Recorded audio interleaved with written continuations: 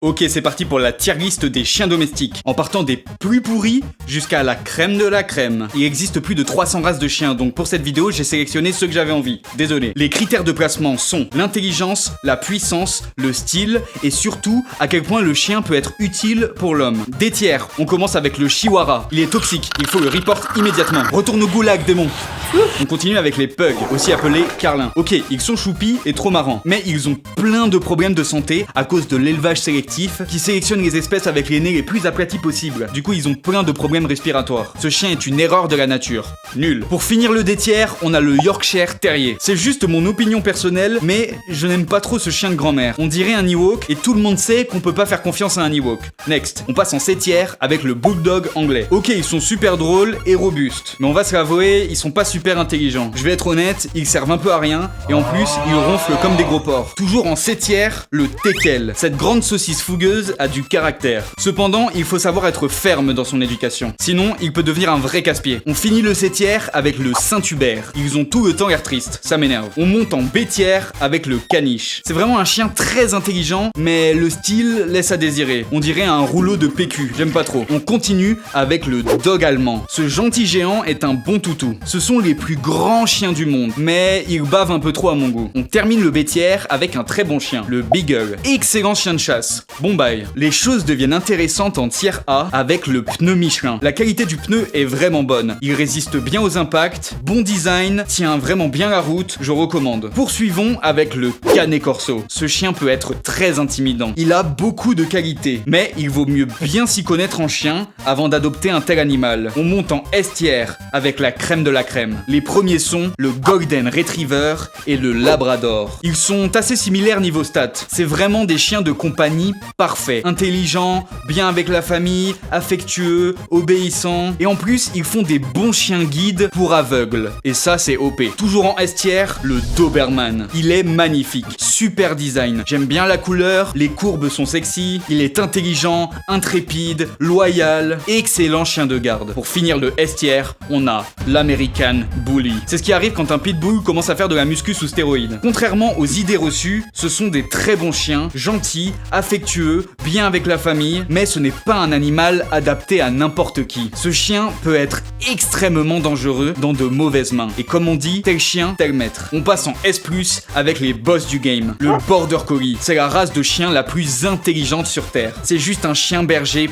parfait. Très utile pour l'homme, loyal, énergétique, obéissant et réactif. Toujours en S+, le Kangal. Considéré par beaucoup comme étant le chien le plus fort du monde, avec sa morsure presque 2 fois plus forte que celle d'un loup, c'est un des meilleurs gardiens de troupeau de la planète. Grâce à son instinct inné de protecteur, les moutons peuvent dormir tranquilles. Et pour finir, on a les boss des boss, le berger allemand et le berger malinois. Ils sont broken, ils savent tout faire. Chien pompier, chien policier, chien militaire. Ils peuvent même détecter des maladies, des drogues. Ils savent tricoter, cuisiner, jouer à Fortnite. Un nerf serait la bienvenue afin de rééquilibrer la partie. Ok, dites-moi dans les commentaires quelle race de chien vous auriez aimé que je mette dans la liste et je vous répondrai où je l'aurais mis. Abonne-toi pour ne pas louper les prochains épisodes. Ok, Zoctogone, édition aquatique. C'est 2 créatures surpuissantes qui vont s'affronter dans un 1 contre 1. Mais il n'y aura qu'un seul survivant. On ne le présente plus. Voici notre premier super prédateur, le grand requin blanc. Mais pas n'importe lequel.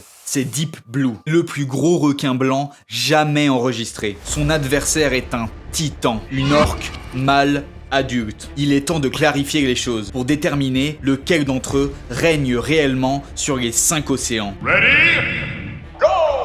Deep Blue est le plus grand requin blanc jamais enregistré, mesurant plus de 6 mètres de long et pesant 2 tonnes. Il est profilé en forme de torpille pour pouvoir foncer à toute vitesse en direction de ses proies, les déchiquetant grâce à ses dents tranchantes comme des lames de rasoir. Ces carnivores ont une puissance explosive. Ils se nourrissent essentiellement de poissons, de dauphins et d'autres mammifères marins. Passons maintenant à son adversaire. Une grande orque peut mesurer plus de 9 mètres de long et peser jusqu'à 10 tonnes. Ce prédateur ultime est surnommé baleine tueuse. Son intelligence incroyable, sa force, sa vitesse lui permettent de chasser n'importe quelle proie. Poisson, phoque, baleine, requin, tout y passe. Mais n'oublions pas que ce combat est un 1 contre 1. L'orque ne bénéficie donc pas de l'avantage du nombre, tandis que le grand requin blanc est un chasseur solitaire. Il a donc de l'expérience. C'est parti, que le combat commence.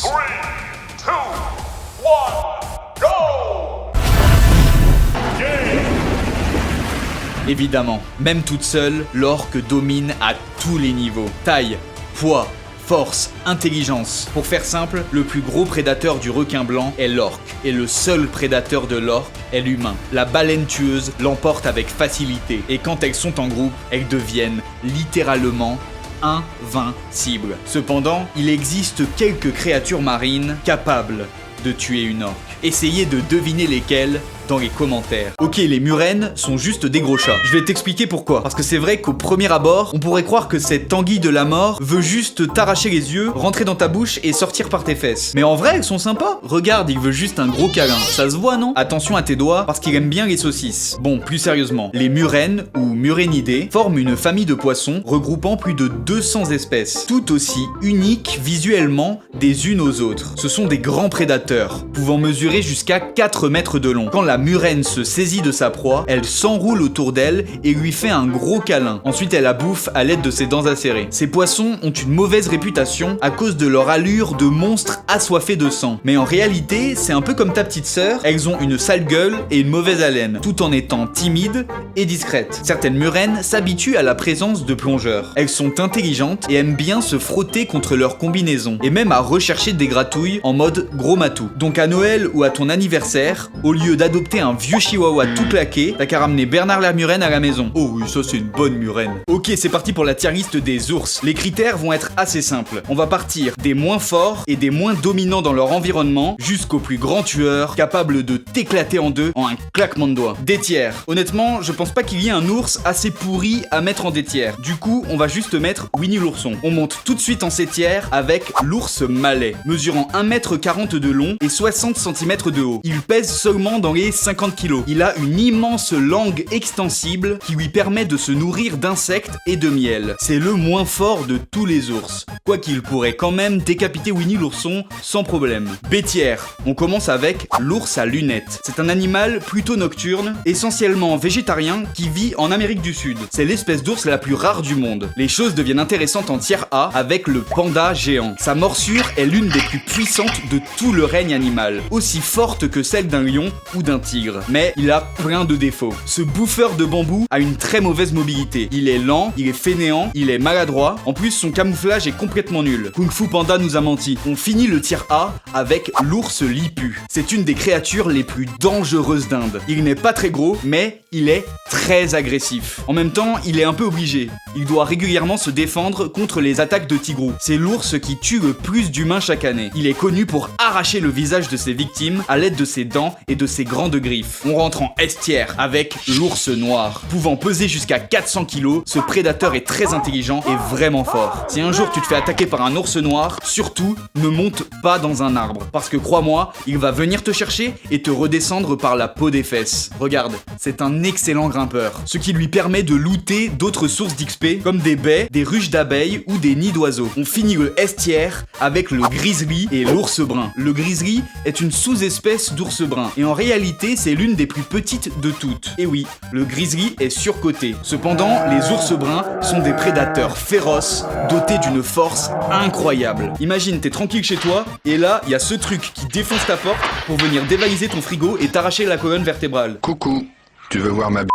Ok, on passe en S+, les ours les plus puissants du game. Ces deux-là mériteraient un petit octogone. Le premier, c'est l'ours Kodiak, la plus grosse sous-espèce d'ours brun au monde. Il peut peser presque 1 tonne. Ce tank est inarrêtable. Il est aussi gros et puissant que le dernier de cette liste, l'ours polaire. C'est le plus gros prédateur terrestre de la planète. Pouvant peser plus d'1 tonne, il est au sommet de sa chaîne alimentaire. Parfaitement adapté à son habitat, le cercle polaire, son excellent camouflage lui permet de tuer ses proies par surprise. Sa puissance est légendaire. Je pense que l'ours polaire et l'ours Kodiak devront bientôt s'affronter dans un octogone afin de déterminer qui est le roi des ours. Ok, c'est parti pour un nouveau octogone. Aujourd'hui, c'est 2 espèces d'humains qui vont s'affronter dans la cage. Notre premier combattant représente l'homme moderne. Voici l'Homo sapiens, une espèce de primate originaire d'Afrique. C'est nous quoi. Notre adversaire est l'homme de Néandertal. Disparu il y a environ 40 000 ans. L'affrontement se fera à main nue. Aucune arme n'est autorisée. Ready?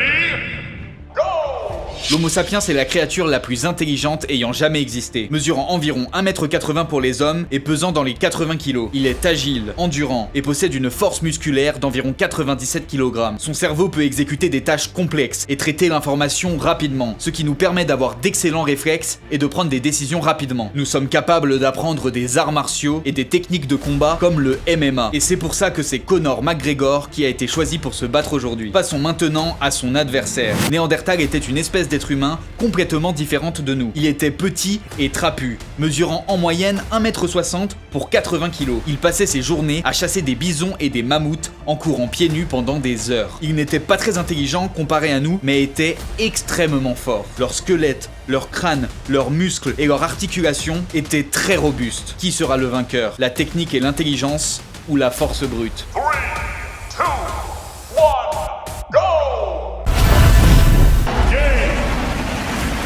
Et oui, Conor McGregor se ferait probablement tuer dans la cage. Même en étant un combattant entraîné et bénéficiant de l'avantage de la taille, Néandertal était une machine à tuer qui chercherait uniquement à détruire son adversaire par tous les moyens. Il se battait régulièrement contre des bêtes sauvages surpuissantes. Il était beaucoup trop résistant. Mais je vous avoue que si c'était Francis Ngannou à la place de Conor McGregor, là, il se pourrait bien que l'Homo sapiens ait une chance. Dans le prochain octogone, c'est deux insectes qui s'affronteront. Ok, je vais vous parler du requin le plus terrifiant des profondeurs.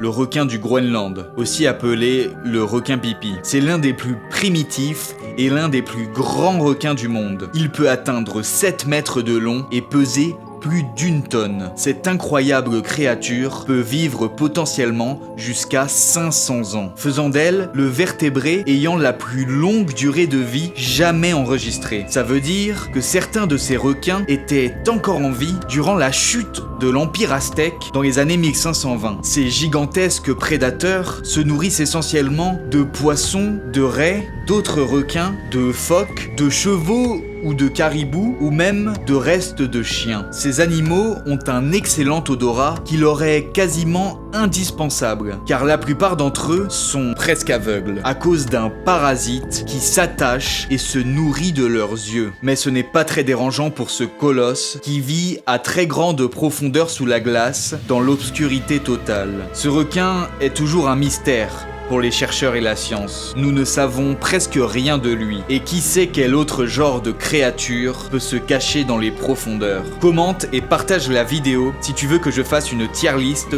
des créatures des profondeurs.